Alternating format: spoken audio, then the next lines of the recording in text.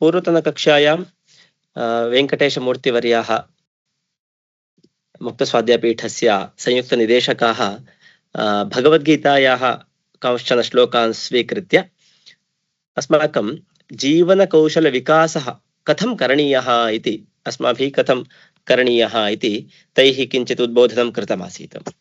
एवमेव चर्चारूपेण अपि शक्यते, अथवा मम चिन्तनानि अहम् अत्र प्रस्तोतुम् इच्छामि, नाम एवमेव वक्तुम् इच्छामि। अहं सामान्यतया अहं कांश्चन अंशान् चिन्तितं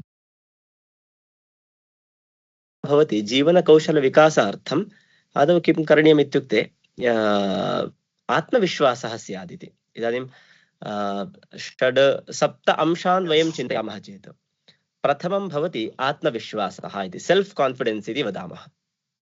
किमर्थम् आवश्यकम् इति प्रश्नः। आत्मविश्वासः किमर्थम् आवश्यकः? आत्मविश्वासः इत्युक्ते किं भवति आत्मविश्वासः? सर्वदा वयं शृणुमः आत्मविश्वासः स्यात्, विश्वासः स्यात्, यथा सज्जनेषु विश्वासः करणीयः, दुर्जनेषु विश्वासः न करणीयः इत्यादिकं वदन्ति। किं विश्वासः, आत्मविश्वासः इत्यादिकं भवति? कः अर्थः? यथा प्राचीनकक्षा नाम पूर्वतनकक्षायाम् अपि वेङ्कटेशमूर्तिवर्याः यदा बोधयन्तः आसन्, वयं चिन्तितवन्तः तत्र लघु वेदान्तस्य विषयः अपि आगतः आसीत्। किम् आत्मा इति एकः विषयः आगतः आसीत्। किं तत्र उक्तः आत्मा पुनः इदानीम् आत्मविश्वासः इत्यत्र विद्यमानः आत्मा, द्वौ अपि समानं वा? किं भवताम् अभिप्रायः कः? किं वदन्ति भवन्तः?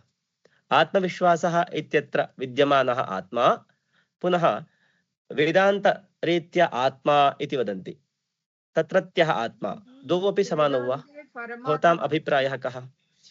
वेदान्ते परमात्मा, आत्मविश्वासः अस्माकम् आत्मविश्वासः। वेदान्ते परमात्मा, आत्मविश्वासः इत्यत्र अस्माकम् आत्मविश्वासः। आत्मविश्वासः इति लौकिकरूपाय शक्यते विश्वासः। उभयम् एकमेव इति मम भावनम्। उभयम् एकमेव कथम् इति किञ्चित् वक्तुं शक्नोति महोदय? किञ्चित् विवरणं, लघु विवरणम्। आत्मनः स्वरूपमेव एक एव आत्मा, स एव परमात्मा अस्ति। अस्माकं हृदये यद् आत्मरूपेण यद् व्यवस्थितः भवति परमात्मा, तदपि अस्माकं किं वक्तव्यम्, अस्माकम् आलोचनानुसारं तत् बलं वा बलहीनं वा भविष्यति, अस्माकम् आलोचनानुसारं, अस्माकं चिन्तनानुसारं भवति। चिन्तनानुसारं भवति। अवगतवान्, उत्तमः अंशः। अग्रे अन्ये किं वदन्ति इदानीं? विषयम् अवगतवान् इदानीम् अहम्। आमाम्, आत्मा एक एव, सर्वत्र आत्मा एक एव। समीचीनम्, उत्तमं। अन्ये? आत्मविश्वासः इत्युक्ते धैर्यं महोदय। आत्मविश्वासः इत्युक्ते धैर्यम्, उत्तमं। स्वस्य उपरि विश्वासः एव आत्मविश्वासः। स्वस्य उपरि विश्वासः, अहं कर्तुं शक्नोमि, एतत् कार्यम् अहं कर्तुं शक्नोमि, चिन्ता नास्ति इति यदा मम विश्वासः भविष्यति मम उपरि मम विश्वासः एव आत्मविश्वासः इति। समीचीनं। मानसिकनिर्धारः, निर्णयः, उत्तमं। गुरुमूर्ति महोदय? महोदय, आत्मविश्वासम् इति पदस्य विश्लेषणं क्रियते, दलकृत्यं क्रियते। मम आशयः अस्ति यत् आत्मनि स्वस्य श्वासस्य विसर्जनं करणीयम्। अर्थात् आत्मनि जीवात्मा या अथवा परमात्मनि जीवात्मनि तस्य स्वस्य श्वासस्य विसर्जनं करणीयं। तथात् शरणागततत्त्वं प्रति तस्य गूढार्थं भवति इति मन्ये। उत्तमं। मौसुमी भगिनी? महोदय, स्वस्य शक्तिश्च गुणेषु सामर्थ्यस्य च दृढा श्रद्धा भवति। उत्तमं, समीचीनं। हा किञ्चित् आहत्य सर्वेपि सर्वेषाम् आशयम् अवगतवान् अहम्। आत्मविश्वासः हा सर्वेषाम् आशयम् अवगतवान् अहम्। सर्वेपि प्रायशः समीपमेव आगतवन्तः। आत्मविश्वासः इत्युक्ते अन्यत् किमपि न। आत्मविश्वासः इत्युक्ते स्वशक्तौ दृढविश्वासः इति वक्तुं शक्नुमः। स्वशक्तौ यदि दृढविश्वासः अस्ति तर्हि स एव आत्मविश्वासः।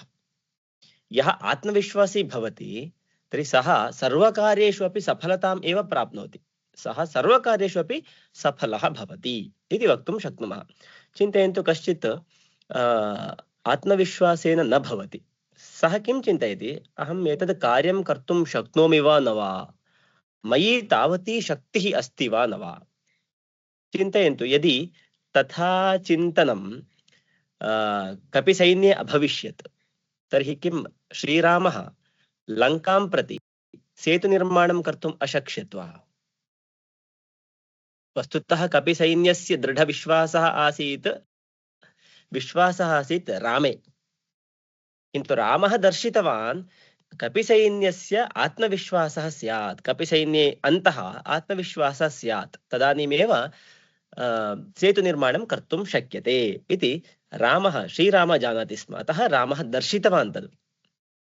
तथैव आत्मविश्वासः अस्ति चेदेव अग्रे गन्तुं शक्यते इति। यथा हनुमान् आसीत्, वयं जानीमः एव हनुमान् कियान् शक्तिशाली अस्ति इति। तस्य शक्तिः कीदृशी इत्युक्ते सः यत्किमपि कार्यं झटिति कर्तुं शक्नोति।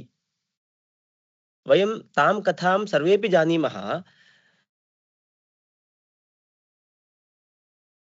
आञ्जनेयः बाल्यकाले सः फलम् इति मत्वा सूर्यमेव साक्षात् सूर्यभगवन्तं खादितुं गतवान्, आकाशं प्रति साक्षात् आकाशमार्गेण गतवान् इति कथां श्रुतवन्तः खलु।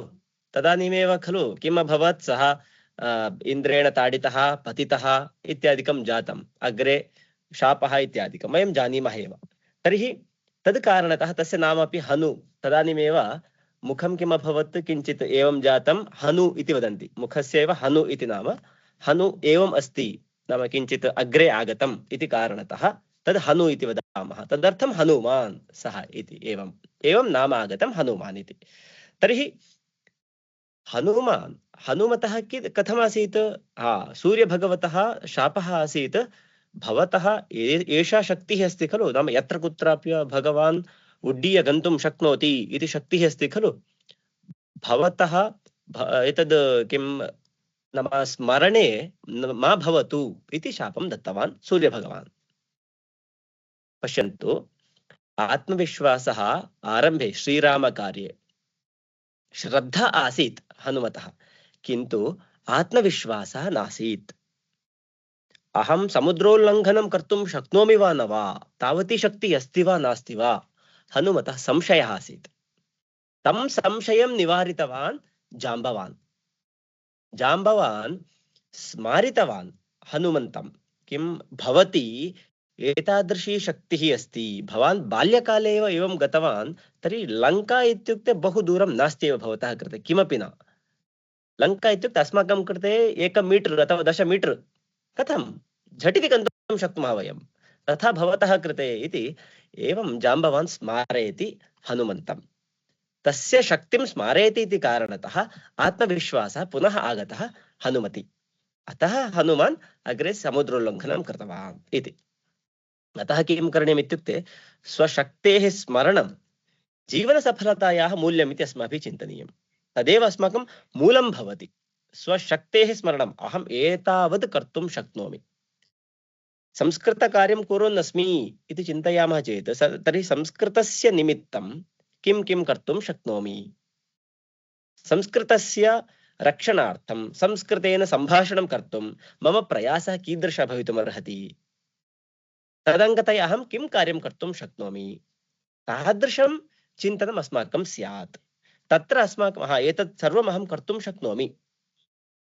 सामान्यतया अहं वदामि, सामान्यतया चिन्तयामः वयं, बहवः वयं किं चिन्तयामः इत्युक्ते अहं संस्कृतेन सम्भाषणं कर्तुं न शक्नोमि इति। लोकेपि वयं द्रष्टुं शक्नुमः। इदानीं संस्कृतस्य विषये जनान् पृच्छामः चेत् भारते विद्यमानेषु 90% जनाः वक्तुं शक्नुवन्ति, सत्यं खलु? भारते विद्यमानेषु 90% जनाः संस्कृतस्य विषये सर्वं वक्तुं शक्नुवन्ति। संस्कृते तदस्ति, संस्कृते एतदस्ति, संस्कृते सर्वमस्ति, संस्कृते विज्ञानमस्ति, संस्कृते पुराणानि सन्ति, सर्वं वदन्ति। कति जनाः संस्कृतेन वक्तुं शक्नुवन्ति तद् चिन्तनीयम्। संस्कृतस्य विषये वक्तुं सर्वे जानन्ति, सर्वे प्रभवन्ति। संस्कृतेन वक्तुं केवलं वयमेव संस्कृतज्ञाः एव प्रभवेम। अस्माकम् आत्मविश्वासः स्यात् तत्र इति। यथा भगवद्गीतायाम् उक्तमस्ति, किम्? उद्धरेदात्मना आत्मानं नात्मानम् अवसादयेत्, आत्मैव ह्यात्मनो बन्धुः, आत्मैव रिपुरात्मनः इति। सत्यं खलु? भगवता श्रीकृष्णेन उक्तमस्ति, उद्धरेदात्मना आत्मानम् इति। अस्माकम् उद्धारं कः कर्तुं शक्नोति? अन्यः कश्चित् आगत्य उद्धारं कर्तुं निश्चयेन न शक्नोति। अन्ये आगत्य मार्गदर्शनं कर्तुं शक्नुवन्ति। गुरुः इति वदन्ति खलु? सामान्यतया प्रादेशिकभाषासु वदन्ति किमित्युक्ते, पुरतः लक्ष्यं स्यात्, पृष्ठतः गुरुः स्यात्, तदानीम् अस्माकं लक्ष्यसाध्यं भवति इति वदन्ति। पुरतः एकं लक्ष्यं स्यात्, अस्माकम् उद्देशः स्यात्, एतद् कार्यं करणीयम् इति। कथं करणीयं? मार्गः कः गन्तुम् इत्युक्ते तद् बोधयितुम् एकः मार्गदर्शकः आवश्यकः इति।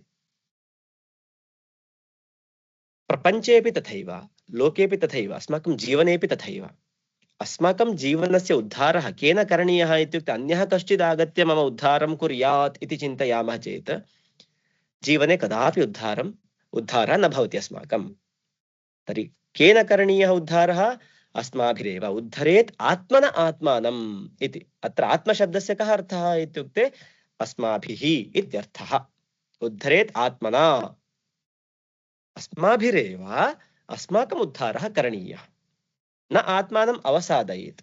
पुनः स्वकीय उन्नतिः वा भवतु, अवनतिः पतनं वा भवतु, कस्य हस्ते अस्ति इत्युक्ते स्वस्य हस्ते एव भवति, अन्येषां हस्ते न भवति इति अत्र वयम् एवं ज्ञातुं शक्नुमः। आत्मैव ह्यात्मनो बन्धुः, आत्मैव रिपुरात्मनः। आत्मैव आत्मनः बन्धुः अस्ति। यदि अहं चिन्तयामि अयं मम मित्रमस्ति, अत्र विद्यमानं मम मित्रमस्ति, एषः मम शत्रुः अस्ति इति चिन्तयामि चेत्, यं वयं शत्रुः इति चिन्तयामः, अस्माकं मनसः कारणतः, चिन्तनकारणतः सः शत्रुः एव भवति। यदि वयं मित्रम् इति चिन्तयामः तर्हि सर्वत्रापि मैत्री भावः भवितुमर्हति। अतः किम्? आत्मविश्वासः स्यात् इति एवम् एकः विषयः। द्वितीयः विषयः अस्ति समयपालनम् इति। यथा टैम् मैनेज्मेंट इति वदामः। समयपालनं किमर्थम् आवश्यकम् इति प्रश्नः सामान्यतया। समयपालनेन किं भवति? समयः किं तावान् मूल्यवान् अस्ति वा? सर्वत्र वदन्ति समयः किम् अमूल्यः अस्ति इति वदन्ति। किं सत्यं मूल्यवान् अस्ति वा? कोऽपि किमपि वक्तुं शक्नोति? समयः मूल्यवान् इति। समयः अमूल्यः वा उत समयः चिन्ता नास्ति, सर्वत्रापि सर्वेषां समयः भवति। पुनः 24 होराः भवन्ति एकस्मिन् दिने। किं कर्तुं शक्यते 24 होरासु? किं कर्तुं शक्यते? बहूनि कार्याणि कर्तुं शक्नुमः। पुनः तत्र समयः अवशिष्टः भवति। अतः समयः नष्टः चेदपि चिन्ता नास्ति इति चिन्तयामो वा? तद् अस्माकं हस्ते भवति तादृशं चिन्तनं। किमर्थम् इत्युक्ते समयस्य सदुपयोगः किमर्थं करणीयः इति। किमर्थं समयस्य मूल्य निमिषेषु प्रत्येकस्मिन् निमिषे वयं किञ्चित् कार्यं कुर्मः, तदा समयस्य नष्टः न भवति। यदि वयं कार्यं न कुर्मः तर्हि किं भवति? समयस्य अपव्ययः एव भवति। अतः प्रत्येकस्मिन् समये, प्रत्येकमुहूर्ते, प्रत्येकनिमिषे निमिषं गच्छति आयु गच्छति, निमिषं गच्छति आयु गमिष्यति महोदय। तदर्थं प्रत्येकस्मिन् समये किञ्चित् भी कार्यं करणीयं, सुकार्यं। समीचीनम्, उत्तमम्। उत्तमः अंशः अस्ति अत्र। अहं वदामि ततः पूर्वं महोदय, समयः अमूल्यः अस्ति। गतः समयः पुनः न लभ्यते। अतः यः समयस्य सदुपयोगं करोति स एव उन्नतिं गच्छति। समयपालनम् अनुशासनस्य मूलम् अस्ति। एतेन मनुष्यः नियमितः भवति, कार्याणि सुचारुरूपेण सम्पादयति इति। समीचीनम्, उत्तमम् उत्तमम्। हा, मनीषा महोदय।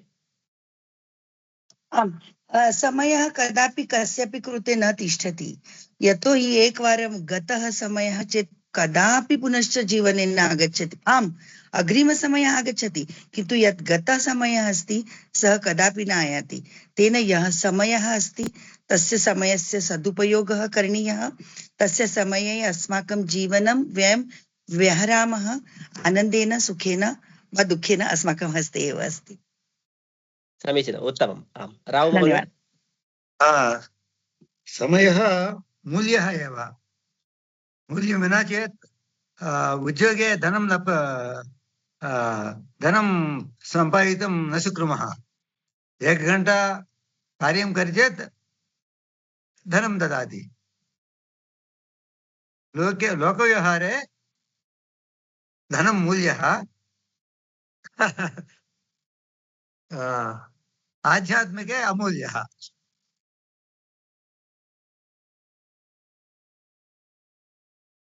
जीवने वस्तुतः अत्र एकं विषयं वक्तुम् इच्छामि। अतीव सरलम् अस्ति। समयः किमर्थं मूल्यवान् इति। अहम् एकाकी अस्मि इदानीम्। अहम् एकनिमेषं यावत् तूष्णीम् उपविशामि, मम समयनाशं करोमि। अहं चिन्तयामि मम एकनिमेषः गतः। तत्र किमस्ति, एकनिमेषः गतः खलु, इतोपि 1 घण्टा पश्यन्तु, 1 होरा इत्युक्ते 60 निमेषाः भवन्ति। अहम् 1 निमेषं नाशयितुम् इच्छामि। किं भवति, इतोपि 49 निमेषाः सन्ति मम हस्ते। मम हस्ते सन्ति। अहम् यदि 1 निमेषं नाशयामि, अत्र चिन्तयन्तु, यदि 60 जनाः सन्ति, भवन्तः 60 छात्राः सन्ति, तर्हि मम 1 निमेषः भवतां सर्वेषाम् एकैकः निमेषः इति पश्यामः चेत् कियान् समयः गच्छति। 1 होरा तत्रैव गता। 1 होरा इत्युक्ते लघु समयः नास्ति। एकस्यां होरायां बहुविधं कार्यं भवितुम् अर्हति। अत्र वयं द्रष्टुं शक्नुमः, कक्षा इत्युक्ते कीदृशी कक्षा भवति। बहवः उद्योगरताः भवन्ति, गृहिण्यः भवन्ति, मातरः भवन्ति, गृहकार्याणि कुर्वत्यः भवन्ति, गृहे एव स्थित्वा कार्यं कुर्वन्तः भवन्ति जनाः। तद् सर्वं किञ्चित् किञ्चित् किं कदाचित् कुर्वन्तः, कदाचित् तस्मिन् कक्षा समये स्थगयित्वा कक्षा निमित्तम् आगताः भवन्ति। तर्हि चिन्तयामः, एतत् सर्वं कार्यं किम् अल्पं भवति वा? न, मम कार्यं किम् अस्ति, तद् प्रतिदिनं भवति। कार्यं विहाय कक्षां प्रति आगच्छामि इति कः चिन्तयति? न, ज्ञानं प्राप्तव्यम् इति मत्वा आगच्छन्ति खलु। ज्ञानं प्राप्तव्यम् इत्युक्ते सः समयः अमूल्यः इत्येव अर्थः। यतोहि मूल्यवन्तं समयम् एव वयं ज्ञानप्राप्तिनिमित्तं दद्मः। निद्रा समयं वयं ज्ञानम्, अहम् इदानीं ज्ञानं प्राप्तुम् इच्छामि, अतः निद्रा मास्तु इति कोऽपि न चिन्तयति। निद्रा समयः अपि मूल्यवान् एव। तथैव निद्रा यथा अस्माकं कृते आवश्यकी, तथैव ज्ञानमपि आवश्यकम्। तर्हि सर्वेषां कार्याणां कृतेपि यं समयं दद्मः वयं, तत्र एकैकः निमेषः न, एकैकः क्षणः अपि अमूल्यः भवति। तद् अस्माभिः चिन्तनीयं। तर्हि तादृशसमयस्य पालनं तु अस्माभिः करणीयमेव खलु इति। यथा समयस्य सदुपयोगं कुर्मः चेदेव जीवनस्य उन्नतिः भवति। समयः एव जीवनस्य औन्नत्यं निर्धारयति इति वक्तुं शक्नुमः। यथा वयं कार्यं कुर्मः, यदा वयं कार्यं कुर्मः, तत्सर्वम् अस्माकं जीवनस्य औन्नत्यं दर्शयति। कालः कस्यापि प्रतीक्षां न करोति। यथा पूर्वम् अत्र भगिन्या कयाचित् उक्तं, कालः कस्यापि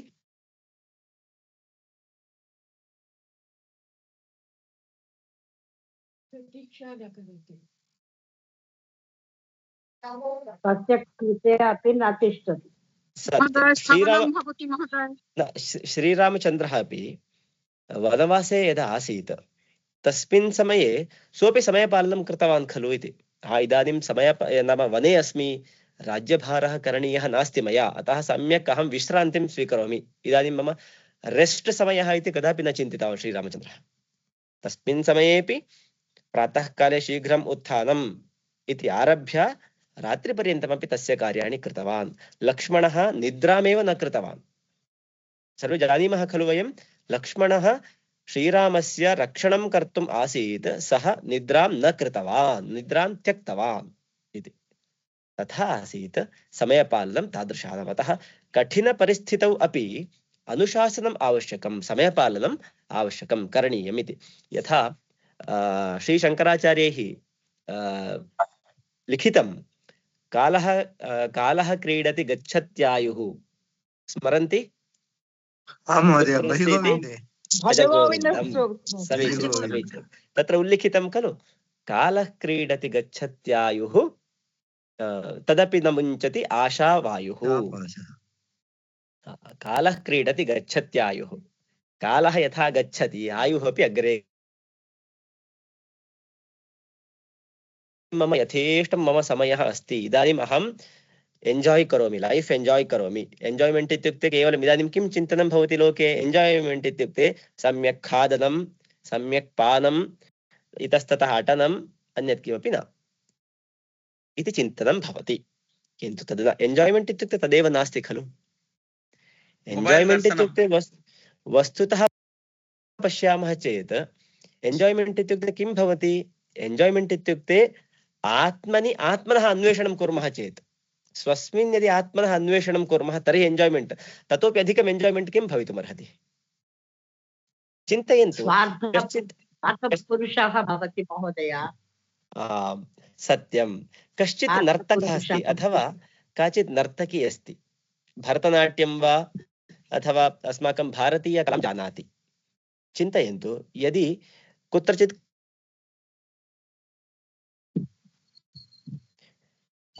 लोपं करोति चेत् अग्रिमकार्यक्रमपर्यन्तं सः खेदः तस्य मनसि भवति। सत्यं खलु? अग्रिमकार्यक्रमपर्यन्तं सः खेदः तस्य मनसि भवति।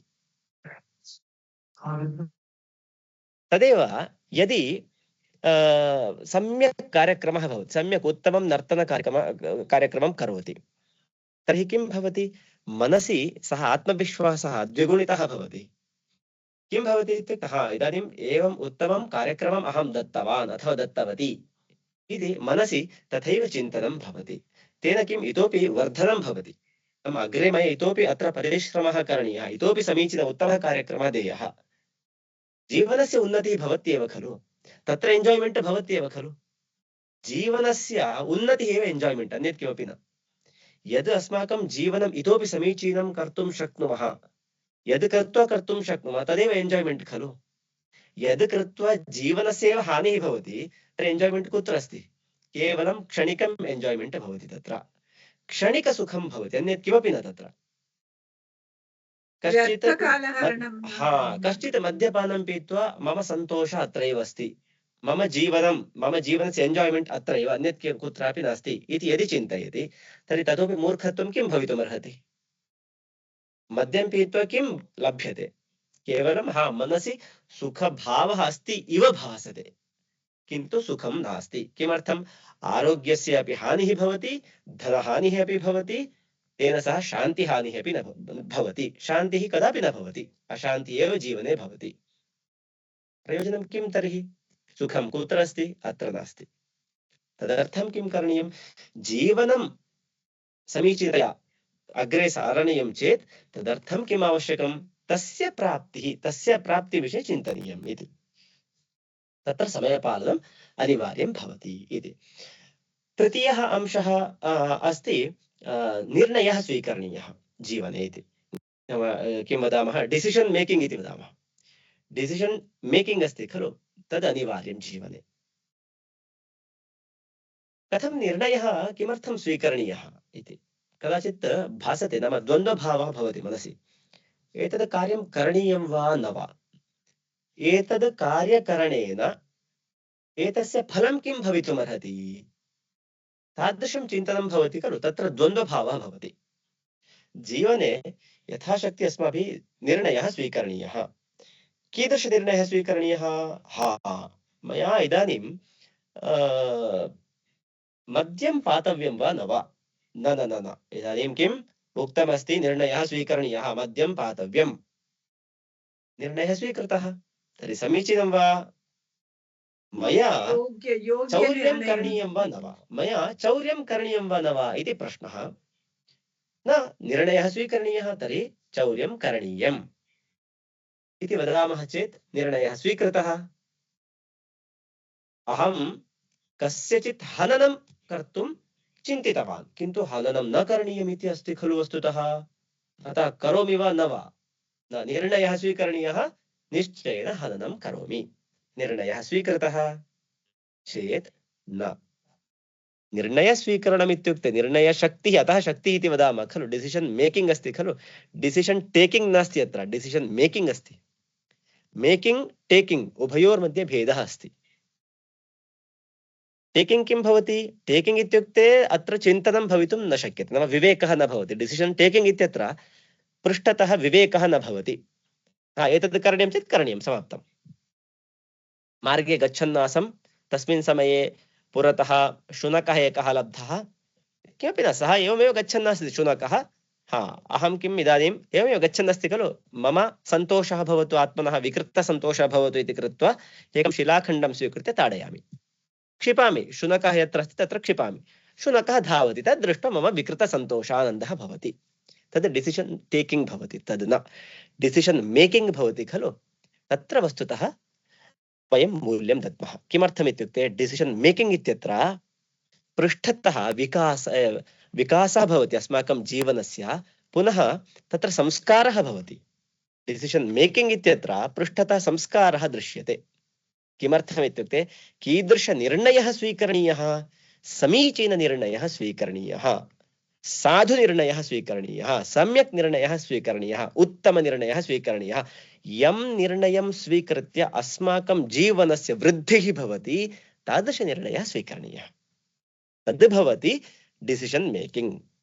तत्र भवति अस्माकं निर्णयशक्तिः, तद् भवति सामर्थ्यम् इति। तादृशशक्तिः, निर्णयशक्तिः अस्माकम् आवश्यकी। यदि निर्णयं स्वीकर्तुं शक्तिः अस्माकं भवति, तर्हि अस्माकं जीवनस्य सम्पूर्ण दिशपरिवर्तनं वयं कर्तुं शक्नुमः, दिक्परिवर्तनं कर्तुं शक्नुमः। सत्यं खलु इति वयं बहुत्र लोके एतस्य दृष्टान्तान् द्रष्टुं शक्नुमः। बहूनि उदाहरणानि सन्ति।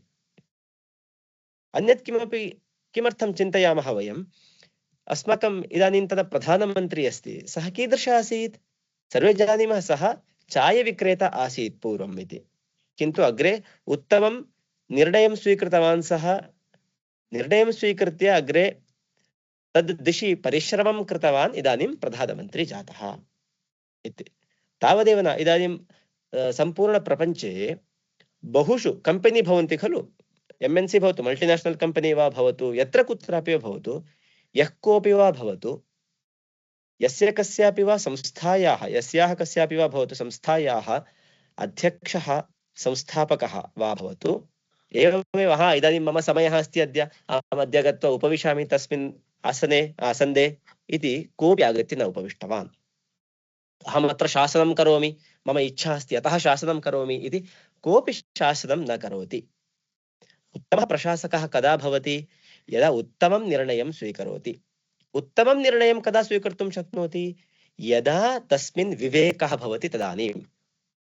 विवेकः इत्युक्ते कीदृशविवेकः, विवेकस्य पृष्ठतः अपि परिश्रमः भवति, तदानीम् उत्तमः विवेकः भवति, विवेककारणतः उत्तमं निर्णयं स्वीकर्तुं शक्नोति।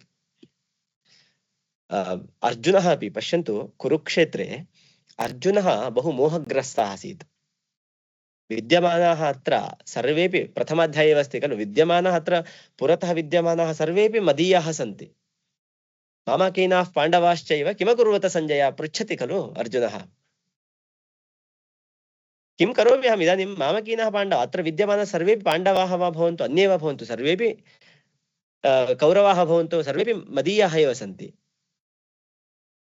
अत्र विद्यमानः प्रत्येकं सैनिकः अपि मदीयः अस्ति, तर्हि एतैः सह युद्धं कथं कर्तुं शक्नोमि, कृष्ण वदतु इति पृच्छति अर्जुनः। किन्तु श्रीकृष्णः सम्यक् बोधयति, मार्गं दर्शयति इति कारणतः अर्जुनः अग्रे कौरवाणां नाशनं कर्तुं शक्तवान्।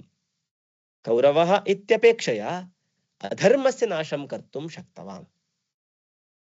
तर्हि अधर्मनाशे केवलम् अर्जुनस्य पात्रम् आसीत् इति न, अर्जुनः निर्णयं स्वीकृतवान्, किन्तु निर्णयं स्वीकर्तुं तादृशम् उत्तमं निर्णयं स्वीकर्तुं यं निर्णयं स्वीकृत्य संपूर्ण जगतः संपूर्ण धर्मस्य जयः जातः, तादृशं निर्णयं स्वीकर्तुं पृष्ठतः मार्गदर्शनम् आसीत् श्रीकृष्णस्य।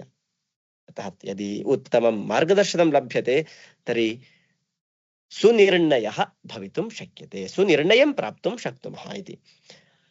श्रीकृष्णः एव यथा वदति, कर्मण्येवाधिकारस्ते मा फलेषु कदाचन मा कर्म फलहेतुर्भूर्मा ते संगोऽस्त्व कर्मणि इति अस्ति खलु गीतायामेव। कर्मणि एव भवतः अधिकारः इति।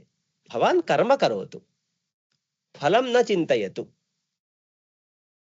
एतद् कर्म करोमि चेत्, कार्यं करोमि चेत् सर्वेषां प्रयोजनं भवेद्वा न वा, अत्र मया किं लभ्यते, अहं किं प्राप्तुं शक्नोमि इत्यादिकं चिन्तनं मास्तु। फलं त्यजतु। भवान् लोकस्य दृष्ट्या लोकस्य हितं विचिन्त्य भवान् कार्यं करोतु, कर्म करोतु, फलं सर्वम् अहं ददामि इति श्रीकृष्णः मार्गदर्शनं कृतवान् इति कारणतः अर्जुनः धर्मरक्षणं कर्तुं शक्तवान्, धर्मरक्षणार्थं निर्णयं स्वीकर्तुं शक्तवान्। युद्धभूमौ स्थित्वा अस्मिन् समये सुसमये सुनिर्णयं स्वीकृतवान् अर्जुनः इति। तादृश निर्णयशक्ति सामर्थ्यम् अस्माकं स्यात् इति। कर्तव्यं कुर्वन्तः वयं निर्णयं यदि स्वीकुर्मः तर्हि अस्माकं जीवनम् उत्तमं भवितुं शक्यते। तत्र पुनः फलं न चिन्तनीयम् अस्माभिः, फलचिन्ता न आवश्यकी एव। अस्तु, अहम् इदानीं संस्कृतम् इदानीम् अहं पठितुं शक्नोमि वा न वा, मम वयः 60 वर्षाणि 70 वर्षाणि 80 वर्षाणि, अहं रिटैर्ड् जातः, निवृत्तिं प्राप्तवान्, इदानीं संस्कृतं पठितुम् इच्छा अस्ति मम, किन्तु कर्तुं शक्नोमि वा न वा, चिन्ता मास्तु। फलं त्यजतु। भवान् पठतु, पठितुम् आगच्छतु। अहं लोकसेवां कर्तुम् इच्छामि, समाजस्य सेवां कर्तुम् इच्छामि। ये दीनाः भवन्ति, दरिद्राः भवन्ति, कष्टे भवन्ति, तेषां साहाय्यं कर्तुम् इच्छामि, किन्तु अहं कर्तुं शक्नोमि वा इति चिन्ता मास्तु। भवान् प्रयत्नं करोतु। प्रयत्नः एव भवतः अधिकारः। प्रयत्ने भवतः अधिकारः अस्ति। फलं सर्वम् अहं ददामि इति भगवान् वदति। तथैव अस्माकं किम् इत्युक्ते, निर्णयं स्वीकुर्मः, वयं निर्णयं स्वीकृत्य कार्यं कुर्मः, उत्तमं कार्यं कुर्मः, तस्य फलं सर्वं भगवती एव भवतु इति। अग्रे पुनः तृतीयः अंशः भवति, चतुर्थः अंशः खलु। चतुर्थः अंशः मया चिन्तितः अस्ति, समस्यायाः परिहारकौशलं। समस्याः भवन्ति एव जीवने, जीवनम् इत्युक्ते समस्यायुतम् इत्येव अर्थः। यदि जीवने समस्या नास्ति इति वदामः तर्हि सामान्यतया वक्तुं शक्नुमः, समस्या यस्य नास्ति सः जीवन्मुक्तः इति वक्तुं शक्नुमः वयं। किमर्थम् इत्युक्ते तस्य एव समस्या इति चिन्तनं कदापि न भवति। यः जीवन्मुक्तः भवति तस्य समस्या अस्ति, समस्या नास्ति, अत्र सुखम् अस्ति, अत्र दुःखम् अस्ति इति तस्य चिन्तनं, जीवन्मुक्तस्य चिन्तनं न भवति, अन्येषां सर्वेषामपि भवति। अतः समस्या समाधानकौशलमस्ति खलु, तद् अस्माभिः अस्माकम् इति। जीवने समस्याः अनिवार्याः भवन्ति, किन्तु तासां समाधानम् अस्माकं बुद्ध्या एव साध्यते, अस्माकं बुद्ध्या एव अस्माकं समाधानं प्राप्तव्यम् इति। वयं जानीमः एव, महाभारतयुद्धकाले, युद्धम् एव न, महाभारतस्य आरम्भतः आन्तं यावत्, रामायणस्य आरम्भतः आन्तं यावत् कति जटिलाः समस्याः आसन्। यदि समस्या इत्येव अस्ति, समस्या अस्ति, परिहृता न भवति, अस्याः समस्यायाः परिहारः कदापि जीवने न भवति इति यदि अस्ति, तर्हि किं भवति? तर्हि महाभारतं समाप्तं न भविष्यत्, रामायणस्य समाप्तिः अपि न भविष्यत्। समाप्तिः कदा भवति? यदा समाधानं भवति तदानीमेव समाप्तिः भवति इति। अतएव रामायणे श्रीरामः वा भवतु, महाभारते श्रीकृष्णः वा भवतु, कति जटिलानां समस्यानां समाधानं युक्त्या दत्तवन्तः। तादृशी बुद्धिः एव श्रेष्ठम् अस्त्रं भवति अस्माकम् इति। समस्याः भवन्ति, बहुविधसमस्याः भवन्ति, तासां समस्यानां समाधानं प्राप्तुं या बुद्धिः आवश्यकी तादृशी बुद्धिः एव अस्माकं श्रेष्ठम् अस्त्रं भवति इति। अतः एव शास्त्रेषु उच्यते न हि ज्ञानेन सदृशं पवित्रमिह विद्यते इति। ज्ञानम् अस्माकं बुद्धिः अस्ति खलु, ज्ञानं यदस्ति तद् अतीव पवित्रम् अस्ति। न हि ज्ञानेन सदृशम् अन्यत् किमपि नास्ति, पवित्रं तादृशं पवित्रम् अन्यत् किमपि नास्ति इति। ज्ञानेन एव बुद्ध्या एव समस्यायाः समाधानं प्राप्तुं शक्नुमः इति। तादृशं ज्ञानं, तादृशी बुद्धिः अस्माकम् अनिवार्या अस्ति इति। पुनः एकः विषयः अस्ति, अनिवार्यं पुनः आवश्यकम् इति शब्दद्वयं सामान्यतया सर्वेपि श्रुतवन्तः वयं। द्वयोर्मध्ये भेदः कोऽपि अस्ति वा अथवा समानं वा? भवतां चिन्तनं किम्, अभिप्रायः कः? अनिवार्यं पुनः आवश्यकम् इति शब्दद्वयं समानं वा भिन्नं वा? भिन्नमस्ति। द्वयोर्मध्ये भेदः अस्ति। यदि भेदः अस्ति, अस्तु, यदि समानम् अस्ति तर्हि चिन्ता नास्ति। यदि भेदः अस्ति, कः भेदः इति वक्तुं शक्नुवन्ति? आमाम्, आवश्यकम् इत्युक्ते आवश्यकं, तत् आवश्यकम् इत्युक्ते नास्ति चेदपि चिन्ता नास्ति, किन्तु अनिवार्य यदि भवति तदा तु तत्र अनिवार्यतया आवश्यकता भवति तस्य। सर्वदा अनिवार्यं न भवेत्। भ्रमः जातः इदानीं। आवश्यकं सर्वदा अनिवार्यं न भवेत्। मम प्रश्नः अस्ति, शब्दस्य अर्थः कः? आवश्यकम्, अनिवार्यं, शब्दस्य अर्थः कः? अनिवार्यम् इत्युक्ते तेन विना न चलति। आवश्यकम्, अनिवार्यतया एव तस्य कार्यं करणीयम्। पुनः अनिवार्यतया इति आगतम्। अनिवार्यम् इत्युक्ते मैंडेटरी महोदय, आवश्यकम् इत्युक्ते नेसेसरी अथवा एसेन्शियल् इति वक्तुं शक्नुमः। किञ्चित् अनिवार्यम् इति कदापि न त्याज्यम्। अनिवार्यम् इत्युक्ते निवारणं न भवति यस्य।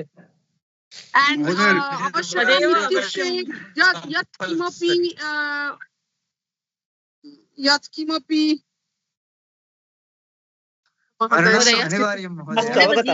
सामान्यतया तर्हि एवं वक्तुं शक्नुमः वा इति चिन्तयामि। महोदय, इदानीं धनार्जन अनिवार्यता भवति, तत् अस्माकम् उदरपोषणम्, अस्माकं स्वास्थ्य संरक्षणं तादृशनिमित्तं तत् भवति, तत् अनिवार्यं भवति। किन्तु धनस्य सञ्चयम् आवश्यकं तादृशम् इति नास्ति। तत् सद्प्रयोजने सदुपयोगं भवति चेत् तदपि अनिवार्यः एव भवति। किन्तु अस्माकं यदा निमित्तं क्रॉस् कृत्वा तत् भवति धनसञ्चयनं, तत् आवश्यकं मास्तु तदेव। महोदय, प्राणवायु अनिवार्यमस्ति, आहारः आवश्यकमस्ति। आहारः आवश्यकः इत्युक्ते यदि आहारं न स्वीकरोति तर्हि प्राणवायुः कुतः भवति? प्राणवायु इत्युक्ते ऑक्सीजन अनिवार्यमस्ति महोदय। अस्तु, चिन्तयतु, कस्यचित् कृते केवलम् ऑक्सीजन एव दद्मः वयम्, आम्लजनकम् एव दद्मः, आहारं न दद्मः, सः जीवितुं शक्नोति वा? आहारं विना 2-3 दिन रह सकते न महोदय। तर्हि दिनद्वयं 2-3 दिनानि यावदेव तद् आवश्यकम् इति भवति। परन्तु एकनिमिषं पर्यन्तमपि प्राणवायु विना जीवनं न भविष्यति खलु। समीचीनं। तर्हि एवं वक्तुं शक्नुमः वा इति चिन्तयन्तु सामान्यतया। इदानीं अनिवार्यं विना कार्यं न सिद्ध्यति, आवश्यकं विना कार्यं न शोभते। समीचीनम्, एवं वक्तुं शक्नुमः इति भाति। अनिवार्यम् इत्युक्ते यद् विना कार्यमेव न सिद्ध्यति तद् कार्यं, नाम तद् कार्यं करणीयम् इत्युक्ते तद् अनिवार्यं, नाम आवश्यकमेव। आवश्यकम् इत्युक्ते तद् मैंडेटरी इति, तद् विना न शक्यते एव इति। आवश्यकम् इत्युक्ते तद् चाय्स् इति वक्तुं शक्नुमः इति, आप्शनल् तद्। उदाहरणं वदामः, आहारः अनिवार्यः अस्ति, आहारः अनिवार्यः, किन्तु फलरसः आवश्यकः। उदाहरणं आहारः अनिवार्यः, आहारे किं खादामः वयं? रोटिकां खादामः, तण्डुलम् अन्नम् एतद् ओदनं खादामः वयम्, अथवा पिज़्ज़ा बर्गर् खादामः, यत्किमपि तत्सर्वम् आवश्यकम्। आवश्यकता इति वदामः खलु, आवश्यकता तु एकैकस्य जनस्य उपरि भवति, तद् बहु डिपेण्डेण्ट् अस्ति। अनिवार्यं तथा नास्ति।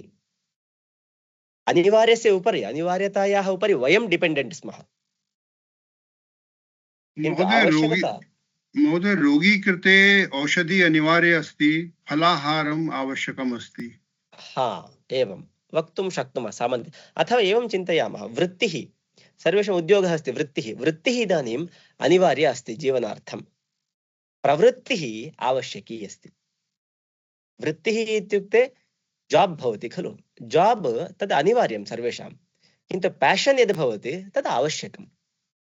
मम सन्तोषार्थं मम प्रवृत्तिः भवति। वृत्त्या अहम् अध्यापकः, वृत्त्या अहम् इंजिनियर् अस्मि, तन्त्रज्ञः, वृत्त्या अहं वैद्यः अस्मि, वृत्त्या अहं गृहिणी अस्मि, वृत्त्या अहम्, एवं वृत्तिं वदामः वयं। वृत्त्या अहं अध्यापकः, प्रवृत्त्या अहं सङ्गीतज्ञः, वृत्त्या अहं वैद्यः, प्रवृत्त्या अहं चित्रग्राहकः। चित्रं स्वीकरोति कश्चित्, सः इच्छति इति कारणतः। अतः वृत्तिः अनिवार्या अस्ति, यतोहि ततः धनं लभ्यते, धनकारणतः जीवनं करोति इति कारणतः। किन्तु प्रवृत्तिः भवति खलु, प्रवृत्तिः आवश्यकी भवति।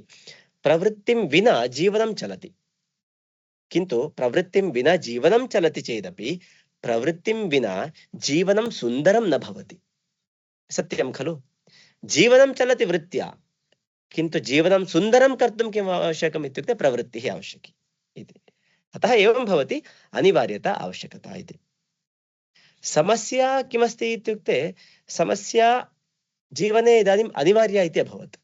वयं स्वयं न आनयामः समस्यां, किन्तु समस्या स्वयम् आगच्छति जीवने।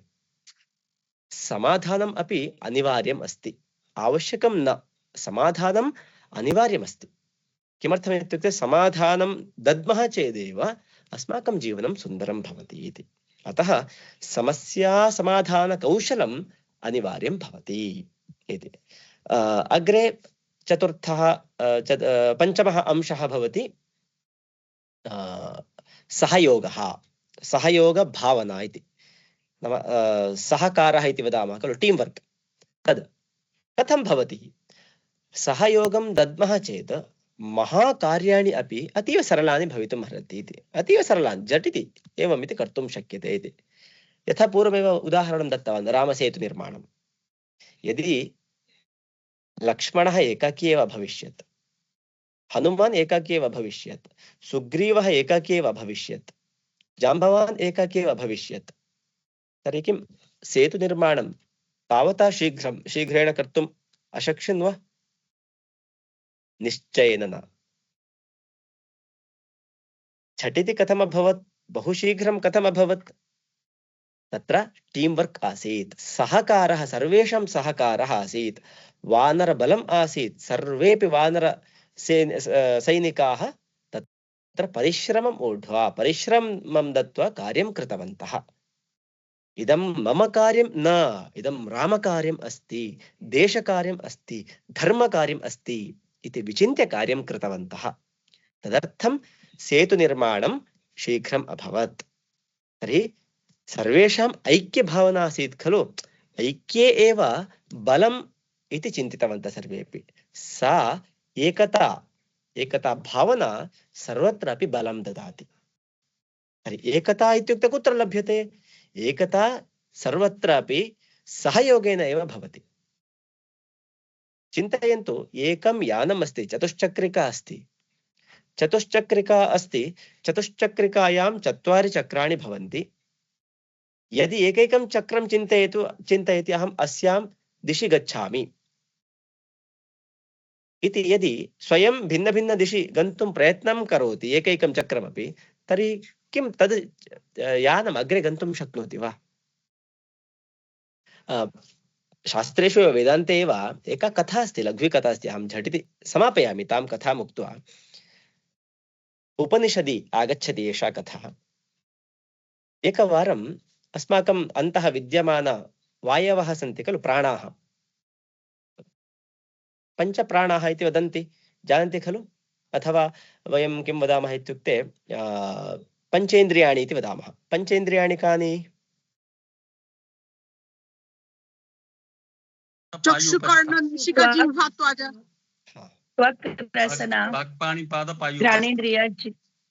समीचीनम्, उत्तमम् उत्तमम्।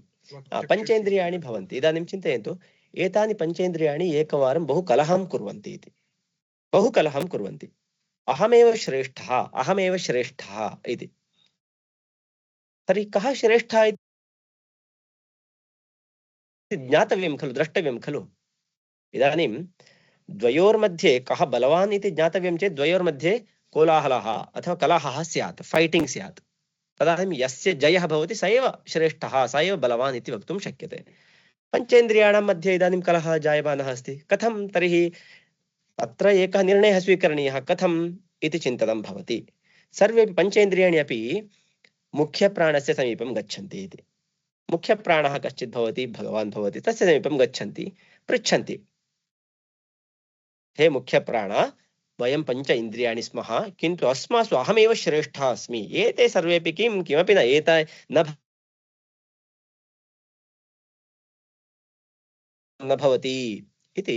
एवं पञ्चेन्द्रियाणि अपि कोलाहलं कुर्वन्ति।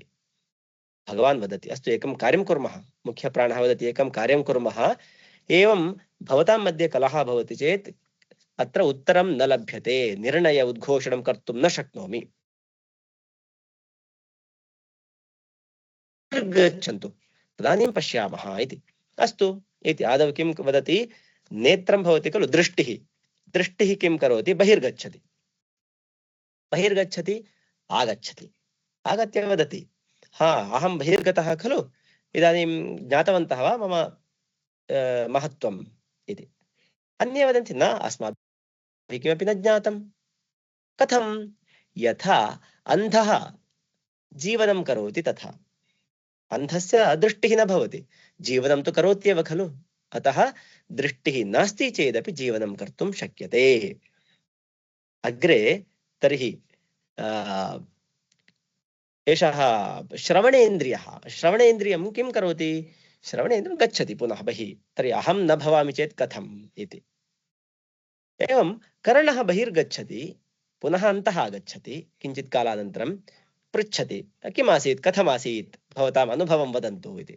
अन्ये वदन्ति, अस्माकं कोऽपि अत्र अस्माभिः भेदः न दृष्टः। यथा बधिरः भवति, काणः भवति, नाम क्षम्यतां, बधिरः भवति, यस्य श्रोत्रेन्द्रियं न भवति, श्रोतुं न शक्नोति, सः तु जीवनं करोत्येव खलु। यथा सः करोति जीवनं, तद्वदेव वयमपि अस्माभिः बहु भेदः न दृष्टः इति वदति। अग्रे तर्हि मुखं वदति, इदानीम् अहं बहिर्गच्छामि, नाम वाक्, मुखम् इत्युक्ते वाक्, अत्र बहिर्गच्छति, किञ्चित् कालानन्तरम् आगच्छति, आगत्य पृच्छति, कथम् आसीत्। यः सम्भाषणं कर्तुमेव न जानाति, न शक्नोति, सः जीवनं यापयति, तद्वदेव वयमपि आस्म इति वदन्ति। एवं क्रमशः एकैकम् इन्द्रियं बहिर्गत्वा पुनः आगत्य पृच्छन्ति, सर्वेपि वदन्ति, न, भवान् नासीत् इति कारणतः अस्माकं समस्या न अभवत्, वयं सर्वेपि जीवनं कृतवन्तः इति। अन्ते मुख्यप्राणः वदति, भवन्तः सर्वेपि दृष्टवन्तः, भवत्सु एकैकः बहिर्गच्छति चेदपि जीवनं भवति अत्र। तर्हि सर्वे मिलित्वा इदानीं गन्तुं प्रयत्नं कुर्मः चेत् कथम्? चिन्तयन्तु, भवन्तः सर्वे मिलित्वा अहं भवामि, मुख्यप्राणः। तर्हि अहम् एकाकी इदानीं गन्तुं प्रयत्नं करोमि चेत् भवतां जीवनं भवति वा इति पृच्छति। मुख्यप्राणः बहिर्गन्तुं प्रयत्नं करोति, एवं किञ्चित् उपरि आगच्छति, झटिति शरीरे कोलाहलः भवति। कोलाहलः इत्युक्ते उद्विग्नता भवति, इन्द्रियाणि स्थातुं न शक्तवन्तः इति। झटिति सर्वेपि आगत्य क्षम्यतां, वि आर् सो सारी इति वदन्ति, क्षम्यताम्, अस्मत्पक्षतः दोषः जातः, भवानेव मुख्यप्राणः, तर्हि मुख्यप्राणः इत्युक्ते वयं सर्वेपि मिलित्वा भवामः, अस्माकम् एकता बुद्धिः स्यात्। यदि वयं सर्वेपि ऐक्यबुद्ध्या तिष्ठामः तर्हि अस्माभिः सह यः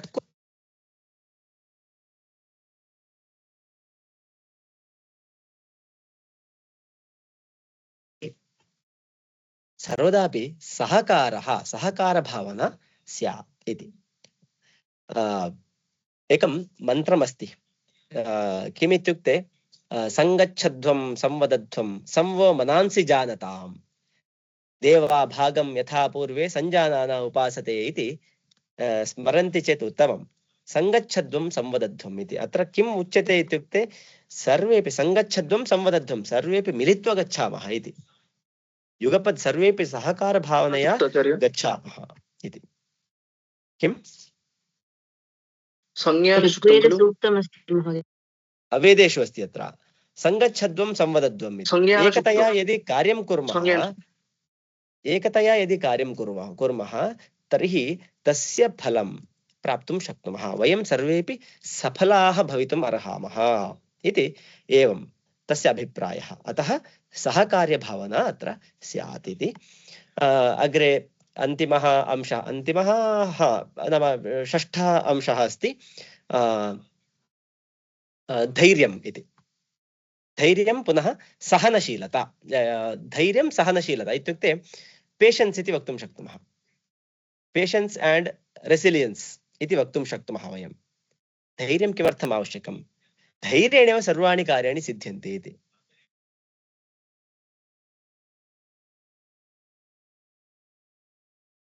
अर्जुनः यदा कौरवाः अत्र पुरतः सन्ति, अहं युद्धं कर्तुं न शक्नोमि इति आसीत्। अर्जुनस्य परिस्थितिः एव तादृशी आसीत् खलु इति।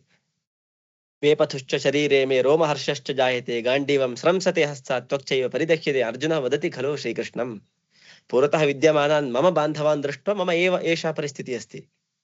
वेपथुश्च शरीरे मे, मम शरीरे वेपः कम्पः जायमानः अस्ति। रोमहर्षश्च जायते, किमित्युक्ते भीत्य इत्युक्ते दुःखेन खेदकारणतः रोमहर्षः जायमानः अस्ति। गाण्डीवं स्रंसते हस्तात्, गाण्डीवं धनुः अस्ति खलु, हस्ते ग्रहीतुमपि न शक्नोमि, स्वयं धनुः पतत् अस्ति, तथा कम्पः अस्ति।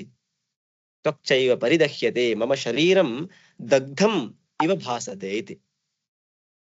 तथा अनुभवः अस्ति मम, अतः अहं युद्धं कर्तुं न शक्नोमि इति वदति। पुनः पाण्डवाः अपि पश्यन्तु, वनवासे वा भवतु, वनवासकाले वा भवतु अथवा राज्ये वा भवतु, अनेक दुःखानि तेषाम् आसन्। कति दुःखानि ते सोढ्वा इत्युक्ते सहनशीलता अस्ति खलु, सा सहनशीलता श्लाघ्या इति। सहनशीलता कीदृशी आसीत् इत्युक्ते धैर्येण सह आसीत्। धैर्यमासीत् तेषाम् इति कारणतः अनेकानि दुःखानि आसन् चेदपि तेषां सर्वेषामपि निवारणम् अन्ते अभवत्। अतः धैर्येण सहनशीलतया च विजयं प्राप्तवन्तः पाण्डवाः।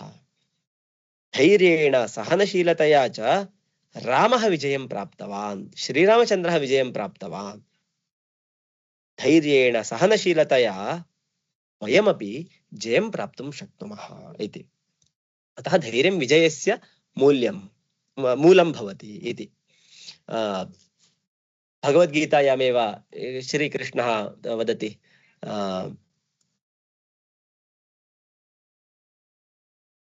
शीतोष्ण सुखदुःखदाः इति वदति खलु। मात्रा स्पर्शास्तु धैर्यं तु धर्मस्य प्रथमलक्षणं। हाँ, धैर्यमेव धर्मस्य प्रथमं लक्षणमस्ति। धृतिः क्षमा दमो स्थेयं। सत्यम्। अतः मात्रा स्पर्शास्तु कौन्तेय शीतोष्ण सुखदुःखदाः आगमापायिनो अनित्याः तां स्थितिक्षस्व भारत इति श्रीकृष्णः वदति। नाम सुखदुःखयोः समत्वं धैर्यं भवति इति। तद् द्वयमपि मम सुखमस्ति अथवा मम दुःखमस्ति, अहं किमपि कर्तुं न शक्नोमि इति न।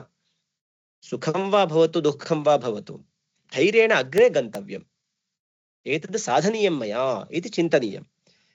एतस्याः समस्यायाः परिहारः दातव्यः चेत् मया आदौ धैर्येण भाव्यम्। अहमेव अरे अहम् एवं करोमि चेत् एषा समस्या भवितुमर्हति, अतः एतत् न करणीयमिति चिन्तयामः चेत् तर्हि धैर्यं कुत्र गतं? धैर्यं नास्ति चेत् सहनशीलता कुत्र गता? दुःखं सोढव्यं, कष्टं सोढव्यं, तत्र सहनशीलता आवश्यकी। अनन्तरं किं करणीयं? तस्मात् उपरि आगन्तव्यं चेत् तर्हि धैर्यम् आवश्यकम् इति।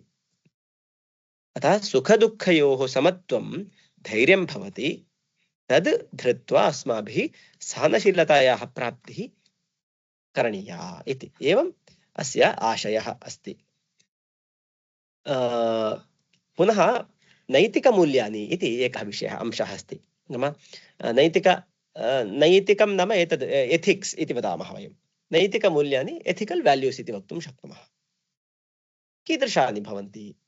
यथा सत्यं भवति, अहिंसा, धर्मपालनम्, अनन्तरं साहाय्यम्, एतानि सर्वाणि अपि अस्माकं जीवनस्य आधाराः भवन्ति।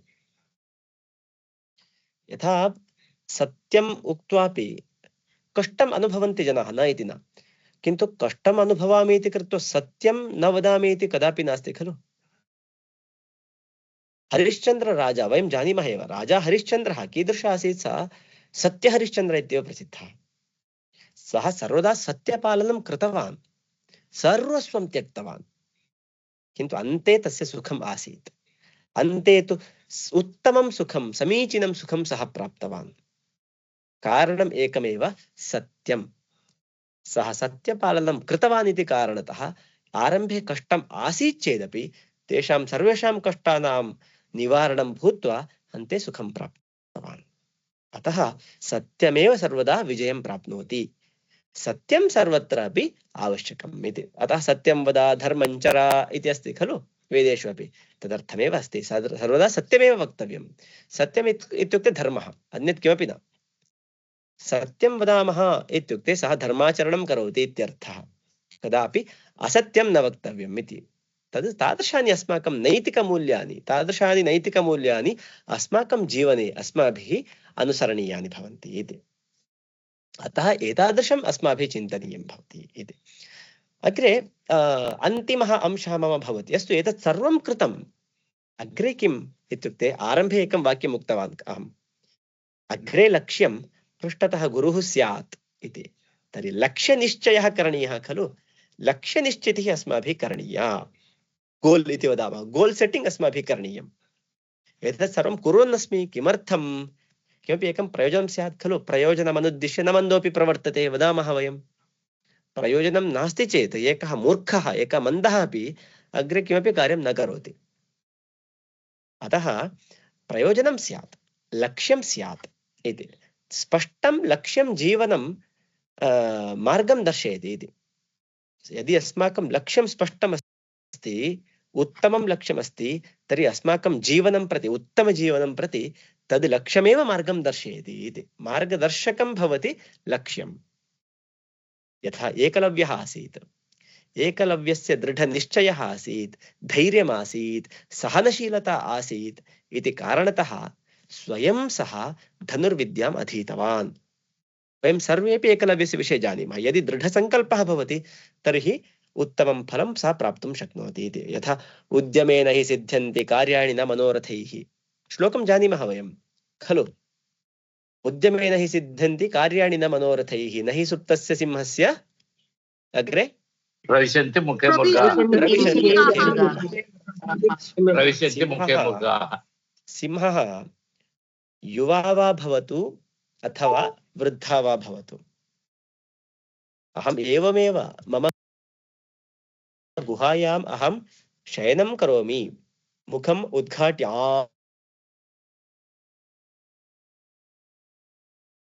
पूर्ण अरण्यस्य वनस्य राजा अस्मि। अतः मृगः एकैकशः आगत्य मम मुखं प्रति पतेत् इति वदति चेत्, चिन्तयति चेत् भवितुमर्हति वा? न।